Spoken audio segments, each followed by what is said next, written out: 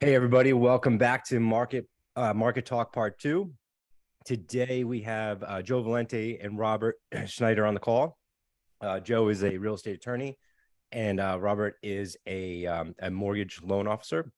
And we're going to kind of give you an update on what's going on in the market.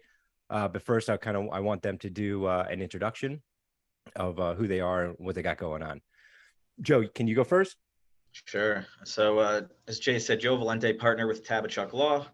I've been doing real estate law for about 13 years now, and seen a lot of different trends. We'll talk about the current state of the market, as Jay said. Um, but yeah, I've solely been practicing real estate law for since the beginning. Beginning of time. Beginning of time. All right. Bob. Yeah. Hi, everybody. Bob, the broker. I am a mortgage advisor, about 18 years in the business. I do both residential and commercial, but we're going to focus on the residential today. It is definitely an interesting market, and I look forward to talking about what's going on for 2023. Great. So 2023 is underway, and what are we seeing? So, give you my perspective as a real estate agent. What I'm seeing is obviously inventory is down, interest rates have gone up, which have slowed buyers down and paused them a little bit. But I'm going to be honest with you, in 2023, what I do see and what I think I think is happening is that some of the panic has kind of settled a little bit. The hysteria around the mortgage rates, because one, people are still buying. I, obviously I talked to a lot of agents in the industry. Excuse me, everybody. I'm dealing with a little cough here, but the show must go on. But we're still seeing multiple offer situations. I just was on a call the other day with one of the agents, and property went 60,000 over asking, 10 offers. Wow. So depending on obviously area, condition, and price point, you can still have a successful transaction as a seller. So we also obviously we see inventories extremely low. We see the panic kind of subsiding in the market of buyers, and and I'm sure Bob, you'll talk about this, that there are, there's options out there, and some people are getting creative when purchasing properties now. But you want to kind of give us a little your perspective on the mortgage and some options out there right now and what buyers are doing. Sure. I will also start by saying, just to add on to what you're saying, is that, I, you can't always listen to what's going on in the media right now, because the media is talking nationally, and we are just an anomaly up here in the Northeast. Things are very different. You know what? The markets here are still strong. I mean, if you look at the media and what their articles are saying, right? The articles are all talking about how the downturn of the markets, the real estate industry. But I'm still, even if it's not 10 offers, every house has a couple, 2, 3 offers on it. And I've had plenty of clients being outbid, and I still getting tons of people coming out of the woodworks that want to buy. Yep. Right. So being pre-approved, people who've been pre-approved over the last 2 years who sat on the sidelines for a little bit because they got tired of looking, they're coming back out. So I think this is going to be a strong year in New Jersey, and probably the whole Northeast, but I do New Jersey, right? I would agree with that. Joe, what are you kind of seeing on the transaction side in the back end? I think pendings are probably obviously down because of the season. I think it's a combination of the season and everything happening. But what are you hearing on your end? Yeah, so as we've touched upon, there's a few different things going on. I think the main factor at this point, the mortgage stuff has subsided a little bit. The uneasiness about it, people are getting a little more comfortable with it. That's kind of how people are reactive in the beginning, and then it kind of hangs out. Once it stabilizes a little bit, people become a little more secure. But the big problem is inventory. It's definitely an inventory problem. Sellers may not have somewhere to go.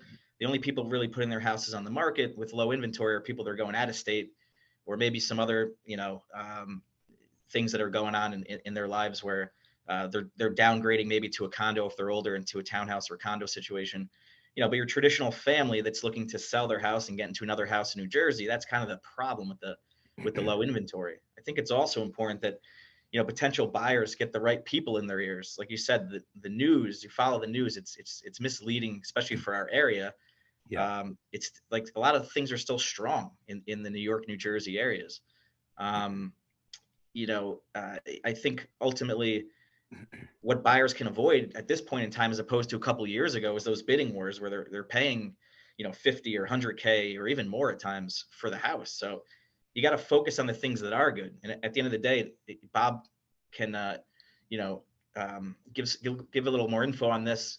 But it's what's your monthly payment? Like when you work all the numbers, right? I mean, if you're paying less for the same house today than you were 2 years ago, if your interest rate's a little higher, at the end of the day, is it that important if your monthly payment's kind of where it was 2 years ago? So it's just getting the right people in your ear. I feel like a lot of people are getting family members or those around them that are just saying, "Oh, it's not a good time to buy. Don't buy now." And a lot of buyers are getting dissuaded for that.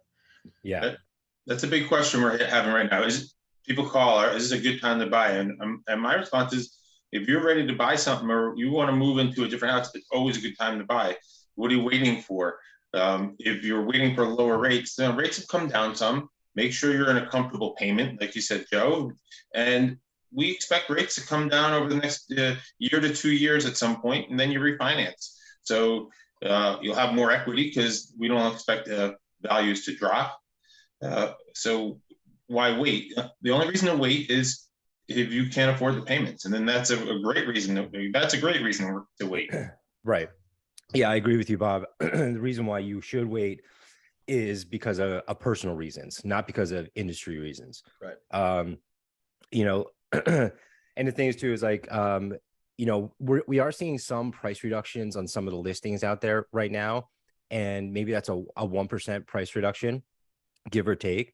And the only reason that is that maybe some sellers were still reaching a little bit, thinking that it was the same market about 6 months ago. Yeah. What this, what this has done is obviously it stabilized prices a little bit, but it still hasn't changed demand.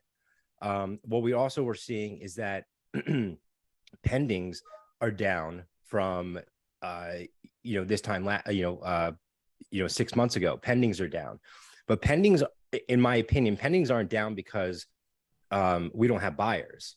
The pendings are down because of inventory. So, and that's the thing is also is that people will say, maybe it's not a good time to buy or something like that. But, when interest rates do start to tick down a little bit more, I mean, houses aren't going to just appear, a huge inventory or influx of houses aren't just going to appear overnight. So the demand is still going to be an issue, even when home prices drop down. Interest rates drop down. So if you financially can do it now, it might be a strategic move to make a move now, right? Instead of when interest rates start ticking down, and then we could see that 1% price increase on some of the properties coming back again on multiple offer situations. So, Bob, you mentioned that, the Northeast and where we are is obviously a very unique market, and each town is a unique, it's its own animal on itself. So it's really making sure that you team up with a professional and you look at all the variables that go into the equation of you making a move and weigh everything out. And strategic, obviously nobody can predict the future, but it's about strategically placing yourself in the best position possible with the information that you have at hand at that current time. And in my opinion, unless something drastic happens, I don't see our market completely, the floor falling out. I don't see it right now. I don't either. I mean, there's so many buyers that the age group of first-time home buyers is huge. There's a ton of population in that mid-30s who are looking to buy. So that's part of the inventory problem. And then the phone calls we're fielding on, should I stay or should I go? People are worried about selling because where are they going to go? So sometimes we try to see if they would qualify on on a purchase first. But a lot of people don't qualify you have to qualify on both homes. So then the question is, all right, so what if I sell and I can't find anything? And that scares people. Yeah. Yeah. It's a tough, I mean, obviously nothing is guaranteed. Everything is a calculated risk. But if you do have that second home somewhere and you're ready to, scoot out of Jersey or go somewhere else, and it's definitely a good time to sell and make a move, because it's something good, is price good, location in good condition. I mean, it's gone. People are going to jump all over that. Yeah, what is the average, or roughly the average length of time on market these days? Is it pretty low? I'm sure, right? Yeah, I mean, like I said, a couple agents I talked to, 60,000 over asking. That was within, a week. We went on in, under contract, 60,000 over 10. They had 12, they had 12 offers. And to be honest with you, probably like 6 months ago, it probably would have been 30 offers. You know what I mean? But 12 and 60K over asking is still it's still very nice, So, but yeah, like and also in some pockets in New Jersey, yeah, if it's overpriced and not done properly, yeah, it's going to sit. You'll see price reductions. I mean, that's honestly in any market, if something is way out of reach, buyers are very smart these days. They'll just sit there and watch, because they know, especially if they're teamed up with a good agent, they'll know. They'll just, hey, let's keep an eye on this, and we know that they're reaching, and we'll kind of see what happens and go from there.